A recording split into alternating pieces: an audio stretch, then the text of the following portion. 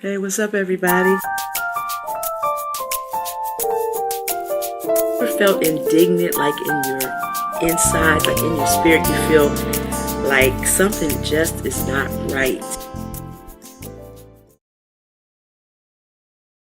So tonight we're talking about 5 tips to help you shake it up. When you buy orange juice and when you buy medicine, sometimes it says shake before use. And the reason is because when something is placed into a container, after a while, the sediments and the richness and the fullness of the product settles in the bottom.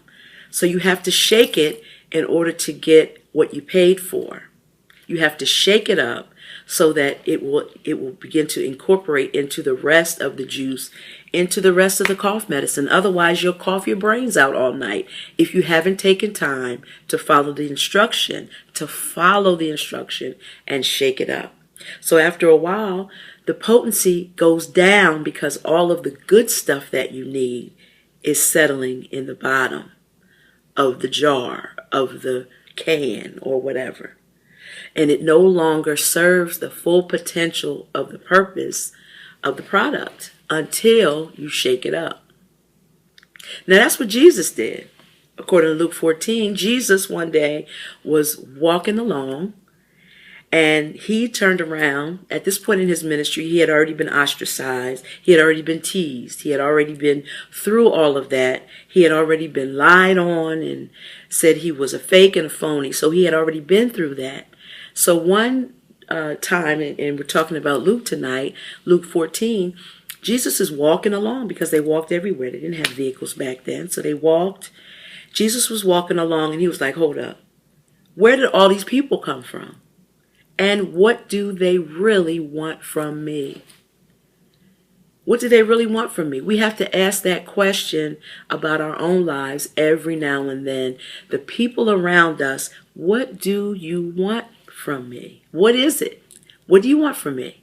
So Jesus says in Luke 14, he says, anybody in this crowd right here that will not deny your own self, your father, your mother, your family, and all of the things that you love, unless you are willing to deny those things, you cannot follow me. So Jesus shook it up because some people in the crowd, they were attached to the trapping of ministry. They saw how people would applaud him when he came through town. They knew he healed and they knew he was a gentle man. They knew that he cared for people. He just wanted to see who he had around him and what was their reason, what was their purpose for being there. So I looked it up. Of course I did. The difference between walking and following is this. Walking is walking at a pace. That's all it's doing. You're walking. But following is to take on the instruction. It's accepting a person's authority in your life. So when you're walking, you're just taking a walk. If you're actually walking with someone and you're not following them, you're just taking a walk. But to follow means to follow the instruction based on the authority of that leader. If you believe what I'm saying is true, and if you feel this way, if you've had people in your own life only to find out later, they were just walking with me. They weren't following my lead. Because at some point in time, Jesus needed to go to separate himself to pray. So while he was away, he needed to make sure those people that were following him would follow the instruction that he would leave for them while he was away from them. So just think about yourself. If you're a CEO or if you're a supervisor or whatever, and you take a day off, you take a vacation, you will find out when you come back if the people that are under your authority were actually walking or they were following you. Would they do what you would do if you were there? Or were they just showing up late for work, or they didn't get their work done, or he's not in this week, so I'm going to just take my time, or she's not here, I'm not going to answer these phones like I would if she were here.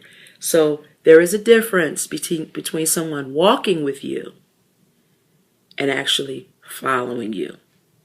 So Jesus shook it up. He said, listen, if you're not willing to follow me as an authority, as the leader of this organism of the church, if you're not willing to follow me, then just go ahead home.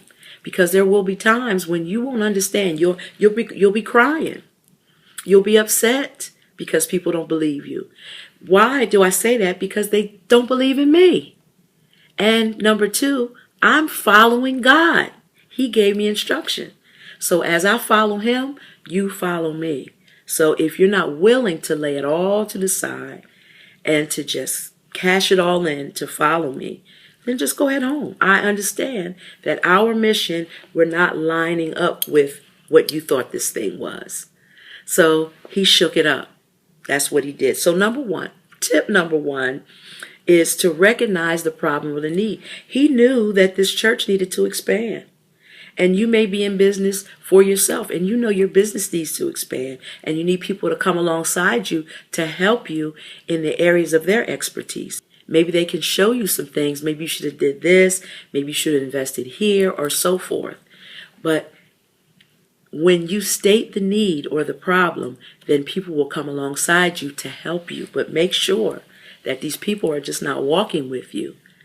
Make sure that they understand the vision and the purpose that you have for whatever ministry or whatever business you have. Make sure they understand it.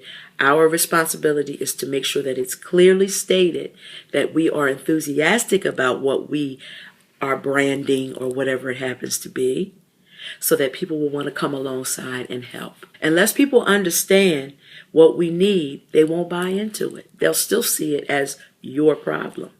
They'll see it as your need. And the problem and the need come from a thirst and a hunger.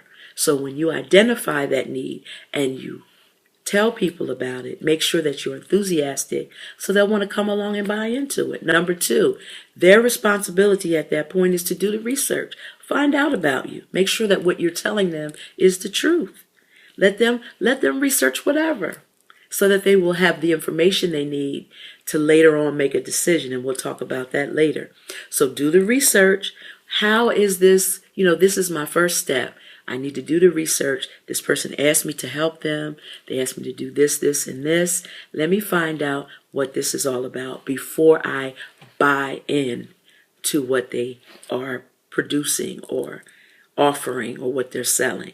So make sure that the person feels what you feel about your business. If you're not excited about it, they're not going to be excited about it. If you're not all the way sold out about it, they won't be either. There is no reason for them to be. Number three, look at the alternatives. How will this impact others' lives? How is what I'm about to decide to do? I'm about to buy into this. Luke 14, I'm about to buy into this. I'm about to follow Jesus. I'm about to do this with this person. I'm about to partner, whether it's monetary, time, talent. I'm about to partner with them. How will this impact other people's lives? Make sure you do your research and make sure the opinions that you're receiving from other people, I suggest you do that, but make sure the opinions that you're receiving from others is coming from a person with a good sense, a good business sense, and not just a personal, just a bad attitude. You might really like what you're hearing, but if you get in touch with the wrong person, they'll turn this thing all the way around. They'll turn it around and make you kind of second guess where you were getting ready to just go all the way in and help or whatever. They'll turn it around so that it'll change your mind. So make sure that the opinions you're receiving about what you're getting ready to do, make sure they're viable opinions and not just a crabby person. Because a crabby person can't find anything good to say about anything. So number four, after you've done all of that, it's time to make the decision, and it depends on two things. There are disappointments and there are disruptions in everyone's life. And all of this that I'm talking about tonight can be found in Luke 14. So the first thing, disappointments. You are excited. You're amped up. Listen, my friend is about to do this and we're about to do this. They invited me to come along and be a part of it.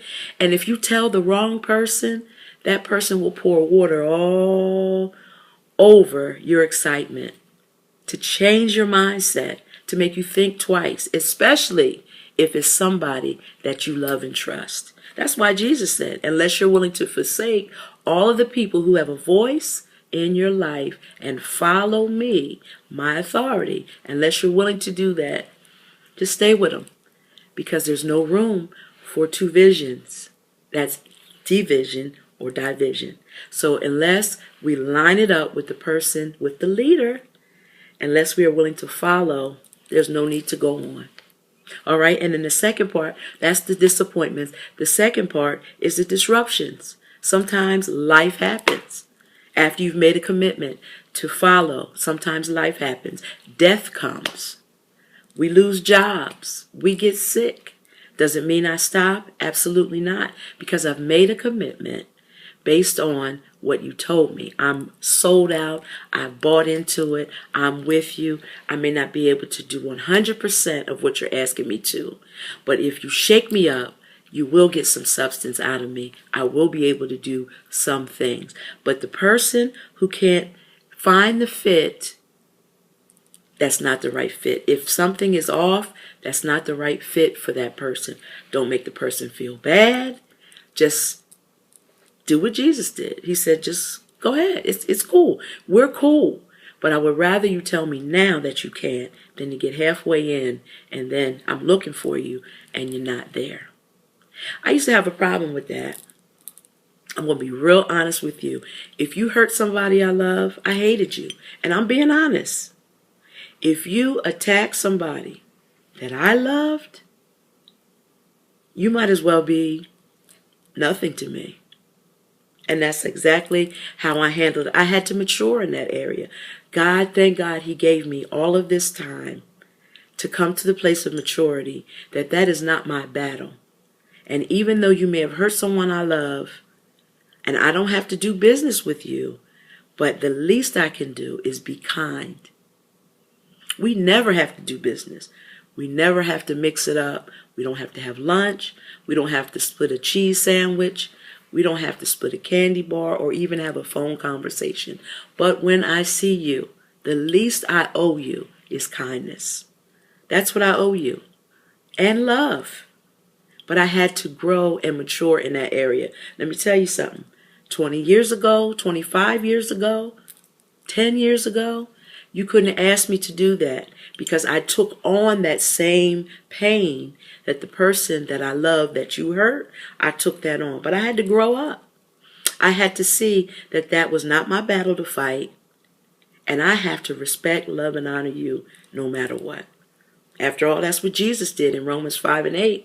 He said, God showed his love toward us in that while we were yet sinners, Christ died for us. Christ was his. He gave his son for me, who was his enemy. So who am I to hate you for hurting somebody I love? I can't do it. I'm there now, but I wasn't always there because I could see you in a room. And if you hurt somebody I love, it was like I didn't even see who you were. And some of my friends know that's exactly how I handle business. In order to keep my sanity, I felt like I had to act like you did not exist to me. And I'm being honest with you. And you may handle the situation in the same way, but I'm telling you, keep growing, keep maturing, because that's not how it's done. According to Romans 5:8, God gave his son for me even before I knew I needed him. He loved me. He loved me. So I can't live my life like that anymore. So number five, after that, after you have made your decision, you have come over the disappointments and the disruptions, and you are still committed to follow the leader. Now the decision is made. Now you step back and look at it. If people are satisfied with what you have stated, they'll never leave you. I'll say it again. If people are satisfied with what you have stated, that your vision is, they'll never leave. They will have what you call brand loyalty. They'll follow you anywhere because they know that you have been tried it's trusted, it can be believed, and it's true. So remember those things, whether it's in the church, in your business, in your home. When you do it this way, you're going to be blessed. Find out who's hanging around. Who is that hanging around my life? Let me shake it up. Let me do the unconventional. Let me do something unprecedented to see if they'll stick and stay. That's always good to do. To every now and then, just purge the things out of your life so that you'll know who's behind you when the time comes. A leader always knows his purpose. She always knows her purpose, even if she can't get there right away. That's why she needs you. That's why he needs you. That's why they need your words of encouragement to keep them pushing forward. So the difference between where I am right now, I'm standing on the shore, about 40 miles out is a lighthouse. That lighthouse is the goal. But in between the lighthouse and me, where I'm standing, there is waves. There's dark water. There's deep water. There's undercurrent. There's shark and fish. So it's too far away and it's not lighting where I am right now.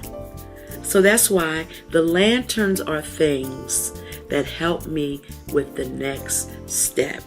It's stressful, but it is as effective. And if you would constantly push the people who are following you, talking to the leaders, they'll make it to the end result. Words of encouragement. When they blow it, when they mess up, don't be so hard on them. Remember that you're the leader and they're following you. If they fall off, find a way to bring them back to center, align them with the vision because they love you, and point them to the lighthouse. My mom, she passed away, and she would have been 91 years old this year. She is a leap year baby, so she celebrates her birthday. She used to celebrate her birthday on the 29th of February or on March 1st, depending on if it was a leap year or not. Now, that is one funny lady. She was hilarious in her own way. She lived her life. She loved God, and she loved God's people, and she served Him until the day she slept away. But she told me a story one time about this lady who didn't drive. She didn't have a vehicle. So every Saturday, my mom would take her into Wilmington, about 10 miles in, go to Bill's Meat Market on King Street, go to French Street to Cloudy's to get the hair products for the lady. Come on. And then take her over South Bridge to 13 to the farmer's market so that she could pick up her meats and all of that things, all the things she needed for her 2 weeks or whatever. And my mom did this consistently, and she committed to it because the lady didn't have a vehicle. So this one particular time, I don't know if my mom was having a bad day or she was under the pressure of getting this lady what she needed. Who knows? Don't know. But when she picked her up this time, she felt like you ever felt indignant, like in your inside, like in your spirit, you feel like something just is not right. I'm picking this lady up, she thought to herself, picking this lady up, taking her all over God's green earth, taking her around, making sure she has lunch, taking her to KFC, and she has not offered me a penny for gas. And my mom usually wouldn't even bother, because back in the late 70s, how much was gas? Like $1 a gallon? So it wasn't a big deal. But this particular time, I guess my mom just didn't have it. So she thought about it. In her mind, I'm taking this lady every time she asks me to the market, and she wants to go into Wilmington to Bill's to get her big hot dogs and the pork chops and the thick cut bacon and all of the things that Bill's is known for. I'm picking this lady up, she thought to herself, picking this lady up, taking her all over God's green earth. Like usual, took her in to Wilmington, and she was like, this lady has never offered me a penny for gas, and I really need it today. Normally I wouldn't bother, but I really need it today. So you know what my mom did? After they did all their running around, took her to Bill's, took her to Cloudy's to get her hair products, took her to Farmer's Market to get her veggies, and worked her way back to Newport, back to Belvedere. She pulled up in the gas station, my mother told me. My mother said, I pulled up in the gas station threw the car in park, turned it off, and looked at the lady. That's what she did. And so the lady looked at her and she was like, oh, okay. Oh, you need gas? Oh, okay. Okay, let me give you some money for gas. Now, I don't know how much she gave her for gas. And that's not even the point. But the point is that she had to go to extreme, unprecedented measures in order to be compensated for all of her labor. It wasn't fair. It should not have to be stated that, you throw in, kick in a couple dollars. After all, I am taking my time out, hours upon hours, spending time with you, which she didn't mind doing, but she never offered her once gas money. So guess what happened after that? After that day, the lady never asked my mother to take her, not one more day. But it was because my mother spoke up about how she was being treated, how she felt that she was being treated unfairly. Then the lady realized, hey, I'm going to find somebody else to take me who won't charge me. Now, I'm sure it really wasn't a lot of money, because you didn't need a lot back then for gas. So my mother said, she called her like a few weeks later, figuring that she wanted to go into Wilmington. And she said, hey, you didn't call me. Do you need a ride? She said, no, I won't be needing a ride anymore. I have somebody closer to take me. And she said, oh, okay, well, praise the Lord. God bless you, and so forth. And my mother told me, she said, the money she gave me was worth it, that I don't have to take up my time, my Saturday. I don't have to disrupt my peace and involve additional things into my day off. She said it was worth it to me to ask her one time for the money and her not having to do this anymore. So shake it up.